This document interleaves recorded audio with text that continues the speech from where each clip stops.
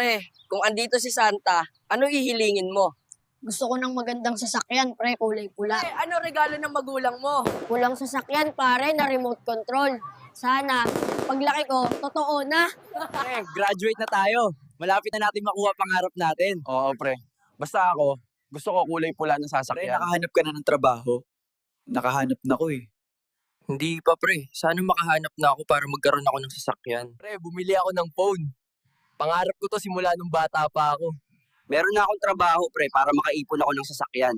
Pre, kailan ka bibili ng sasakyan na pula? Di pa ako nakaipon, pre. Sana sa susunod na buwan makabili na ako. Pre, salamat sa libre mo ha. Parang nakaipon ka na ha. Bili ka ng sasakyan. Wala pa akong time, pre. Busy pa kasi sa work. Next time na lang. Pre, naaalala mo pa? Pangarap natin nung bata pa tayo. Oo, pre. Nung sa park tayo, gusto ko sana ng sasakyan. Kaso di ko magamit. Busy pa kasi. Pre, kamusta ka? Nakapagpatayo na ako ng bahay. Isa yun sa mga pangarap ko noon. Ako, pre, gusto ko sana ng pulang sasakyan. Kaso di ko na kaya mag-drive.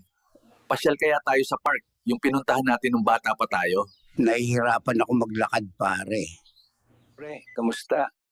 Di nata tayo magbubonding ah. Kaya nga pre, tsaka di ko pa nakuha yung pangarap ko na pulang sasakyan. Pre, kamusta ka na dyan sa langit?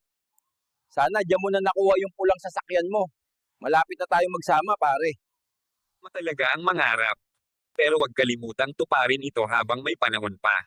At pahalagahan ang mga taong laging nariyan sa tabi mo.